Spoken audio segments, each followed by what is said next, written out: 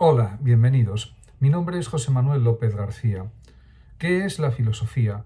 En este vídeo voy a ofrecer algunas explicaciones acerca de lo que es la filosofía, lo que representa, no solamente para el saber en general y para las personas, sino la función que tiene la filosofía. Etimológicamente, como se sabe, es amor al saber, que es la respuesta que podemos decir que es etimológica y psicológica ante la pregunta de lo que es la filosofía, porque como sabemos viene de filo, que es amor, y sofos, al saber, sofía, sabiduría, amor a la sabiduría.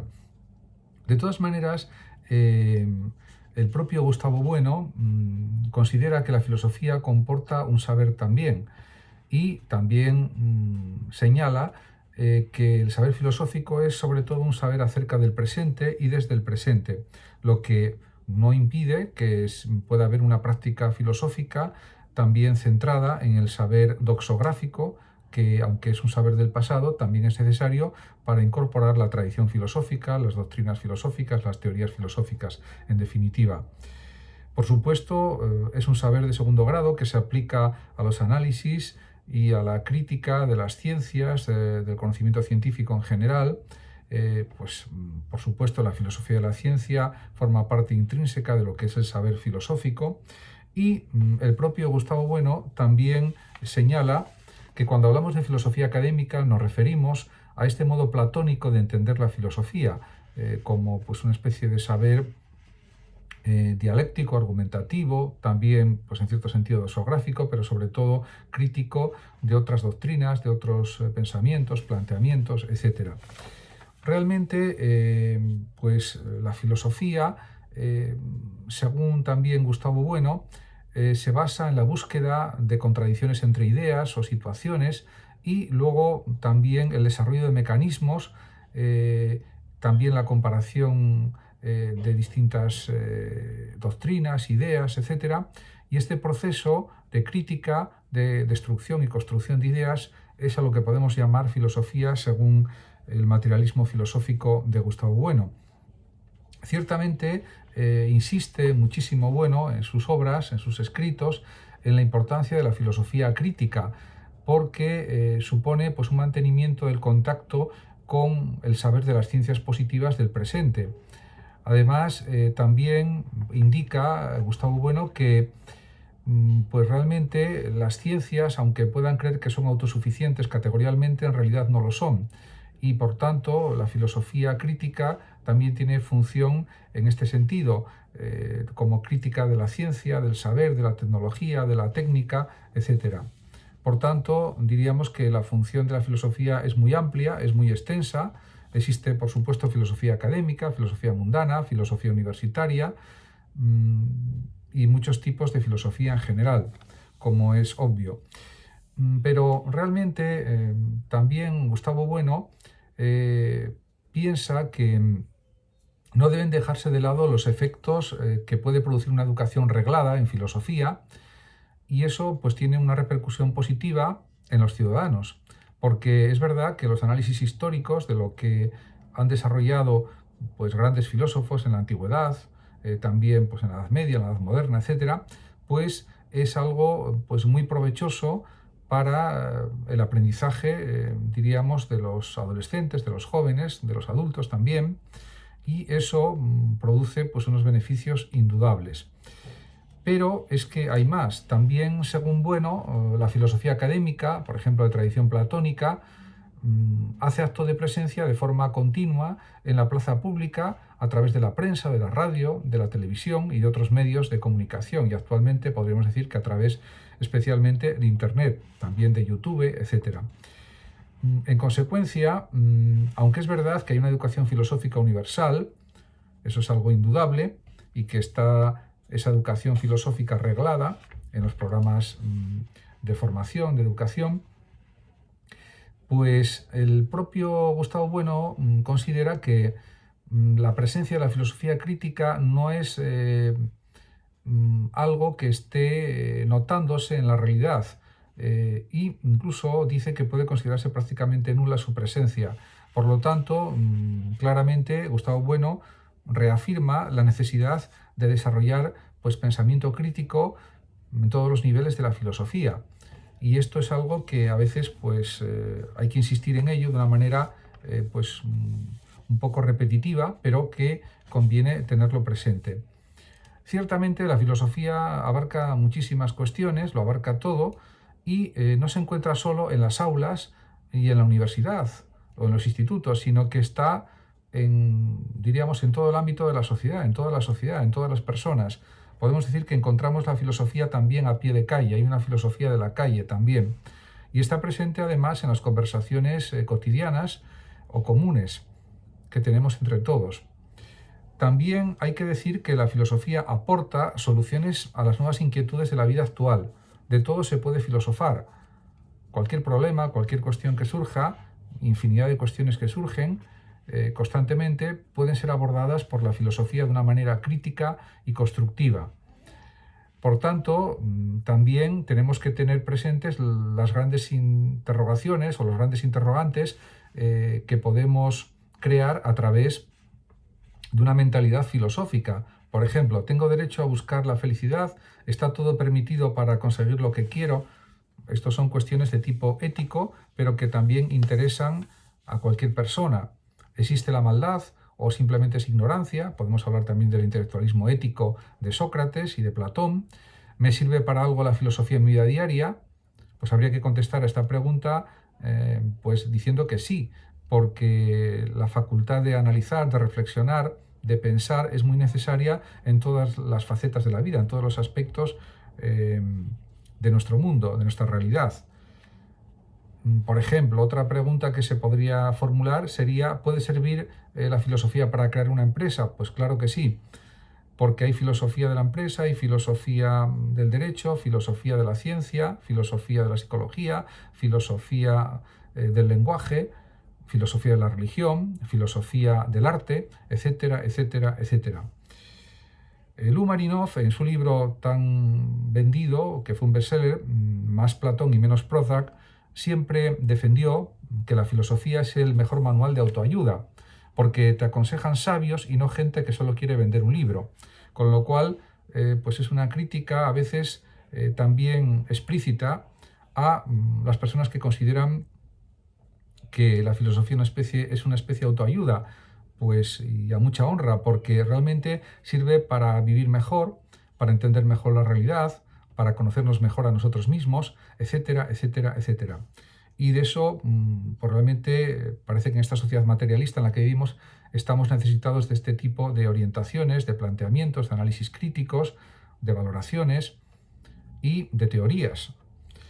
Además, también hay que señalar que las ciencias actuales tienen su origen en la filosofía. Y en la antigüedad la ciencia y la filosofía estaban absolutamente interconectadas. También podemos afirmar que una película, un cuadro, una canción pueden ser filosóficas. Todo es filosófico de alguna manera, con mayor o menor profundidad, etc. Un pensador como Bochensky dijo, entre otras muchas cosas, que todo hombre tiene momentos en su vida en que se convierte en filósofo. Yo iría más lejos y diría que todos ejercitamos el filosofar en nuestra vida, con nuestras formas de pensar, con nuestros pensamientos, con nuestras ideas, con nuestras construcciones mentales, con nuestros análisis también sobre la realidad. Estamos continuamente filosofando de una manera absoluta. Es cierto que se le atribuye a Pitágoras de Samos el haber sido el primer filósofo en emplear el término precisamente filósofo. Y eso quedó ya pues, como una cuestión fijada en el conocimiento y se siguió utilizando. Por otra parte, es un término también bonito. Platón, uno de los grandes filósofos de la historia de la filosofía, afirma que la labor que caracteriza a la auténtica filosofía es la de la búsqueda de la verdad, el bien y la belleza, que eran las tres grandes ideas platónicas por excelencia. El bien era la idea más importante, la verdad también era extremadamente significativa para el conocimiento y para nuestra vida, y por supuesto también la belleza. Había otras muchísimas ideas, diríamos que pues, según Platón eran eternas, inmutables y perfectas, y esta duplicación de mundos entre el mundo inteligible y el mundo sensible que estableció y desarrolló Platón, pues quedó como pues, una parte de la teoría del conocimiento y de la ontología fundamental en el estudio de la filosofía académica. Ciertamente, Platón se basa en un idealismo que fue rechazado, por ejemplo, por su gran amigo y discípulo Aristóteles, que estableció y desarrolló un realismo filosófico, basado también en la ciencia en buena medida, ya que Aristóteles, además de gran filósofo, era biólogo, fundamentalmente, y pues todo esto supone también una unión o una intersección entre la ciencia y la filosofía. Si pensamos en lo que distingue a la filosofía de otros conocimientos, de otros saberes, de otras disciplinas, está claro que habría que tener muy en cuenta que el mito y la magia, como pensamiento prerracional, no forman parte de la filosofía en sentido estricto o riguroso, si bien es cierto que la filosofía surgió del mito fundamentalmente. Por lo tanto, a veces la separación radical entre mito y filosofía, en los casos de Platón y de otros filósofos anteriores, pues a veces supone pues una cierta complejidad, pero se puede conseguir. Por otra parte, en el paso del pensamiento mítico al logos, el logos es la razón, es la lógica, es el pensamiento, es el discurso racional, pues ahí se asienta o empieza a surgir de una manera más clara, más rotunda, lo que es el pensamiento filosófico, el pensamiento crítico en definitiva. Y está claro que el logos o la racionalidad o la filosofía se destaca por tener tres elementos fundamentales, que son que la filosofía es un saber racional, es un saber sistemático y es un saber crítico, ya que todo lo que analiza la actitud filosófica se basa en el examen racional de causas, de procesos, de explicaciones, etc. Por lo tanto, diríamos que frente al saber mítico, que es una especie de cuento, de leyenda, inventado, la filosofía busca los porqués, las explicaciones, las causas, las razones que explican algo y que fundamentan alguna cuestión. Por lo tanto, es un saber riguroso, crítico y racional. En cuanto a las ramas de la filosofía, hay numerosas ramas, pero por destacar algunas, cabe decir que la central sería la metafísica, que muchas veces se utiliza como sinónimo de la filosofía, porque se ocupa de todo, de las grandes preguntas, de por qué vivimos, de por qué nacemos, de por qué morimos, qué sentido tiene la vida, si es que lo tiene, etcétera, etcétera. También hay otra rama o disciplina o materia que forma parte de la filosofía, que es la lógica, que sirve para ordenar mejor nuestros pensamientos, razonar correctamente, etcétera. También está la epistemología, que trata del saber científico, del análisis de los métodos científicos, de los procedimientos de la ciencia y de lo que es la verdad, lo que son las teorías científicas, las leyes científicas, etcétera, etcétera. Por supuesto, otra de las ramas fundamentales de la filosofía es la ética o la moral, que trata de las conductas humanas, del comportamiento humano, del bien, del mal y de otros muchos aspectos relacionados con la bondad y la maldad. También está la rama de la estética, o llamada también filosofía del arte, que trata de la contemplación de los objetos, de lo bello en sí o de lo bello en función de determinados criterios artísticos, estéticos, basados en la contemplación de los objetos, etc. Y por supuesto también del análisis de las obras de arte y de las creaciones artísticas, también del proceso de creación artística, que no solamente abarca pues la pintura, la escultura, la música, la arquitectura, etcétera, sino también, por ejemplo, la escritura, el escribir, etcétera. La literatura, en definitiva, también, y otras artes como, por ejemplo, el cine, la televisión, los vídeos, etcétera. Realmente, entre las ramas de la filosofía que existen hay muchas, pero podemos destacar también la relación entre filosofía y ciencia, filosofía de la ciencia, la filosofía de la religión, que trata de los aspectos religiosos de la realidad, de las personas, porque la religión es un invento humano, lógicamente, que surgió del culto primero a los animales y luego pues, se fue desarrollando en religiones politeístas, monoteístas, etc. También, por supuesto, la filosofía analiza pues el ateísmo, el agnosticismo y otras muchas cuestiones en relación con pues, distintos tipos de ateísmo o distintos tipos de planteamientos religiosos, como el deísmo, por ejemplo, etc. También otra de las ramas filosóficas que está muy en auge y muy viva es la filosofía del arte o la estética, porque prácticamente actualmente vivimos en un mundo basado en fenómenos artísticos, pues empezando por el teatro, la literatura, la televisión, el cine y otros muchos fenómenos artísticos como el dibujo, que se plasman también en la realidad, la fotografía, etcétera. También hay que destacar la función de la filosofía en relación con la economía, lo que se denomina filosofía de la economía, que es una discusión acerca de las ventajas e inconvenientes de los distintos sistemas económicos y también una discusión crítica acerca de la efectividad, por ejemplo, de los impuestos para mejorar la economía de un país y otras muchísimas cuestiones que pueden ser objeto de consideración, de valoración, de análisis, de críticas, de comparaciones, etc. Podemos decir que, por tanto, la filosofía se ocupa de muchísimas cuestiones, se ocupa de todo, de toda la realidad. Esa es la ontología, diríamos, la realidad es objeto de interés de todos los filósofos. Pero podemos insistir en que la actitud filosófica o la actividad filosófica está plenamente vigente. Yo diría que cada vez más, porque nos enfrentamos a muchísimos fenómenos nuevos causados pues, por la era digital, por el desarrollo tecnológico, por el desarrollo de Internet, y esto está aumentando también los retos a los que nos enfrentamos, retos positivos por otra parte.